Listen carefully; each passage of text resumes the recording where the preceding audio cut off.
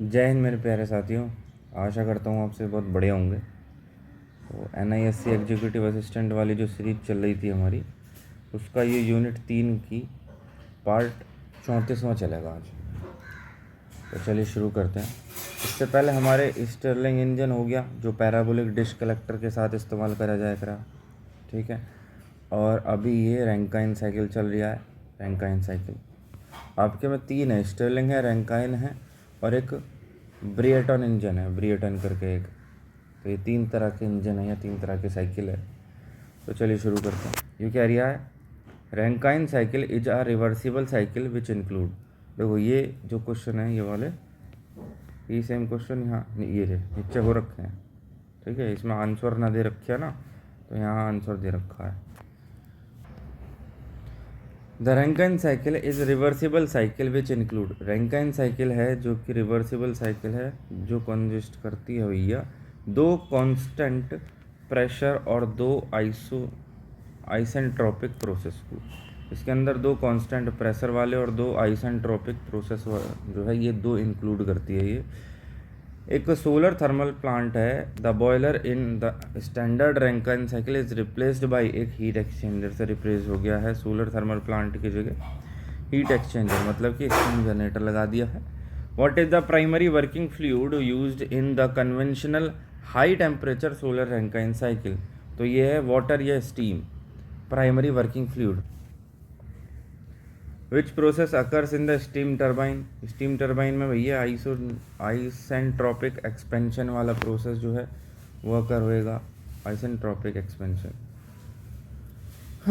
अगला है the efficiency of a Rankine cycle can increased by. Rankine cycle की efficiency जो है वो average temperature at which heat is added, वो इंक्रीज कर दो तो एफिशिएंसी बढ़ जाएगी, ठीक है।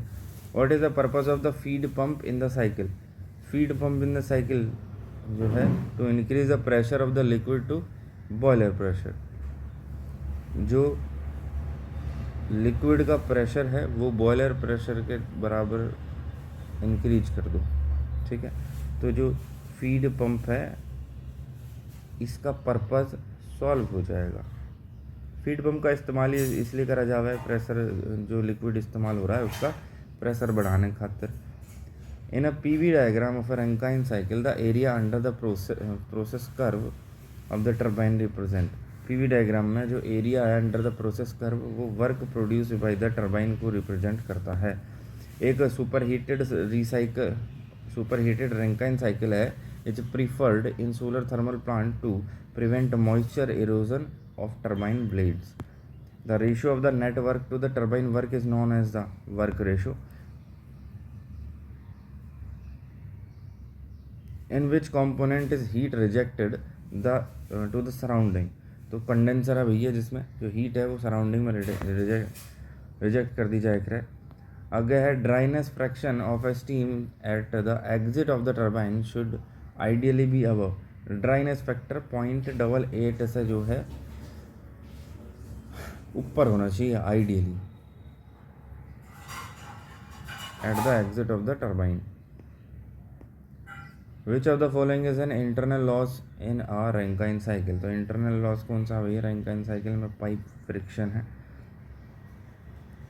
Subcooling in a condenser refers to. जो कंडेंसर की सब कूलिंग है वो रेफर करती है cooling liquid below it saturation temperature. The mean temperature of heat addition, जो हीट ऐड करी जा रही है उसका mean temperature is highest in superheated Rankine cycle. जो सुपर हीटेड रैंकाइन साइकिल होगी उसमें उसका मीन टेम्परेचर हीट एडिशन का वो हाईएस्ट होना चाहिए।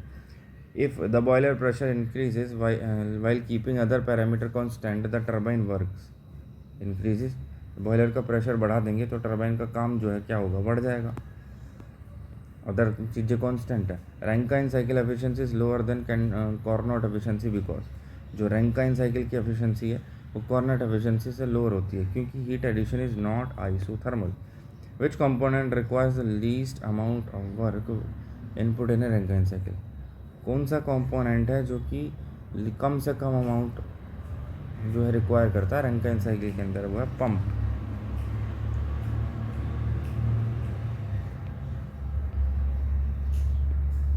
The TS diagram of a Rankine cycle shows the heat added during. TS diagram जो है वो क्या शो करेगा कि हीट ऐड हो रखी है, कब? कांस्टेंट प्रेशर के साथ, ठीक है, जब प्रेशर कांस्टेंट है तब हीट ऐड कर रखी है। What is enthalpy? Total heat content of a steam. Steam rate और specific steam consumption is measured in. जो स्टीम रेट है वो किलोग्राम पर किलोवाट आवर में मेजर करा जाएगा। The difference between the Rankine cycle and the Carnot cycle is primary in the compression pumping process.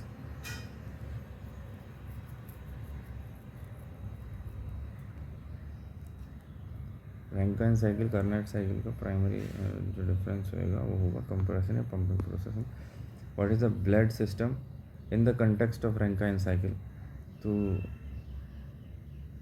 steam taken from the turbine for feed water heating. The heat rate of a power plant is inverse of the thermal efficiency. जो power plant का heat rate है ना वो thermal efficiency के inversely होता है। In a reheat cycle, steam is extracted from the turbine and sent back to the solar heat exchanger. The primary goal of the regeneration is to increase the mean temperature of the heat addition. What is the back ratio? Back work ratio, work of pump to the work of turbine, ये है back work ratio. Ideally the expansion in a turbine is isentropic expansion हो रहा है turbine के अंदर। देखो isentropic जो expansion है ना, अब आइडियल की बात कर रहा है तो आइडियल या आइसेंट्रोपिक होएगा। आइडियल कौन सा केस हो रहा है? जहाँ पर कोई लॉस ना हो, नो लॉस, ठीक है। तो आइसेंट्रोपिक वही एक तरह से मतलब एक थर्मोडाइनमिक प्रोसेस है, थर्मोडाइनमिक प्रोसेस जहाँ जो गैस है ना, गैस वो एक्सपेंड करेगी बिना हीट ट्रांसफ़र के। विदाउट हीट ट्रांसफ़र ये एक्सपेंड कर जाएगी। इसमें कोई भी फ्रिक्शन लॉस वगैरह जो है वो हम एज्यूम करेंगे भैया, कोई इसमें फ्रिक्शन लॉस नहीं है, कोई इसमें इरिवर्सिबिलिटी नहीं है, ठीक है। तो बिना हीट ट्रांसफ़र के ही जो है एडायबिटिक, मतलब बिना हीट ट्रांसफ़र के मतलब एडायबिटिक गैस का एक्सपेंशन हो जाएगा इसमें, जिसमें हम ये एज्यूम करके चलते हैं भैया कोई फ्रिक्शन या जो है इरिवर्सिबिलिटी लॉस नहीं है, ठीक है। कुछ पैरामीटर कांस्टेंट भी मान ले मैंने। आगे कह रहा है भैया an open feed water heater is essentially a. जो ओपन फीड वाटर हीटर है वो इसेंशियली एक मिक्सिंग चैम्बर होता है। Which law of thermodynamic defines the concept of energy conversion in the Rankine cycle? तो पहला लॉ है रैंकाइन साइकिल के लिए, और दूसरा लॉ क्या कहता है भैया? ये है कार्नोट साइकिल का, कार्नोट। और कार्नोट एफिशिएंसी क्या होगी? 1 - TL/TH। और TH की वैल्यू कितनी जावे? लगभग 750 से लेके 800 डिग्री सेल्सियस, बहुत हाई होएगा। जब TH की वैल्यू बढ़ेगी तो एफिशिएंसी, कार्नोट एफिशिएंसी बढ़ जाएगी, ठीक है।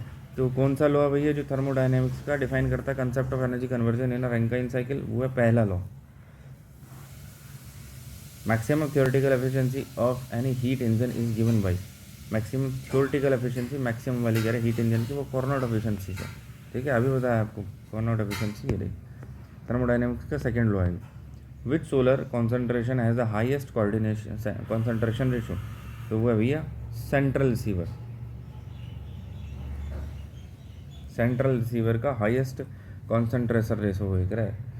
The concentration ratio define as aperture area upon receiver area. C is equal to A upon AR receiver area. क्या हो रहा है? ये πD² डिवाइड बाई 4 है, ठीक है ना। In a parabolic trough collector the heat transfer fluid usually flows through.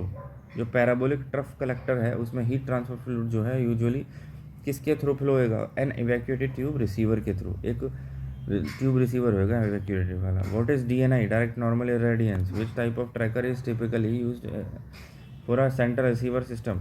तो भैया ड्यूअल एक्सिस हेलियोस्टेट है। जो सेंटर रिसीवर सिस्टम होएगा उसके दौरे ड्यूअल एक्सिस हेलियोस्टेट वाला ट्रैकर इस्तेमाल करा जाएगा। हेलियोस्टेट्स आर, जो हेलियोस्टेट है वो क्या होएगा? Mirrors the track the sun in 2 axis. Heliostat जो है सूरज को 2 एक्सिस की तरफ से ट्रैक करेंगे। And the selective coating of a solar receiver is design to have, जो सोलर रिसीवर है हमारे दूर है उसकी सेलेक्टिव कोटिंग का मतलब है हाई ऐसी कोटिंग सेलेक्ट करना जिससे हमें फ़ायदा हो। फ़ायदा कैसा होएगा यहाँ, ताकि हाई एब्जॉर्ब करे और हाई एब्जॉर्बिविटी लो एमिसिविटी। ठीक है। अगला है energy, thermal energy loss from a receiver occurs when, जो थर्मल एनर्जी लॉस है रिसीवर में वो क्या कब अकर होएगा, अकर्स वाया, तो कंडक्शन, कन्वेक्शन और रेडिएशन, इन तीनों की मदद से ही जो है लॉस होएगा। अभी मैंने बताया था कि कंडक्शन, कन्वेक्शन और रेडिएशन का क्या मतलब है। देखो कंडक्शन तो हो गया, एक इसमें पार्टिकल हैं ये एक दूसरे टच में, कन्वेक्शन ऐसी मतलब हवा चलेगी उसके माध्यम से, रेडिएशन भी जो है जो तरंग के रूप में हो जाएगा। The glass envelope around our receiver tube is evacuated to reduce, जो ग्लास एनवेलप है एक रिसीवर के अराउंड वो इवैक्यूएटेड होता है, किस लिए, कन्वेक्शन लॉस को रिड्यूस करने के लिए। Which fluid is most commonly use for thermal storage in high temperature tower, solar tower, जो कौन सा फ्लूइड है वो कॉमनली यूज करा जाएगा थर्मल स्टोरेज के लिए हाई टेम्परेचर सोलर टावर में, मोल्टन सॉल्ट है या nitrate salt. The temperature range of a parabolic trough system, तो पैराबोलिक ट्रफ सिस्टम में टेम्परेचर रेंज क्या होगी भैया, 250 से 400 degree Celsius. Optical efficiency solar character depends on mirror reflectivity, accuracy, सभी पर निर्भर करेगी, रिसीवर गैस ट्रांसमिटेंस में।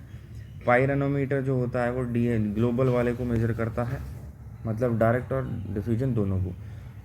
पायरा हीलियोमीटर सिर्फ डायरेक्ट को करेगा।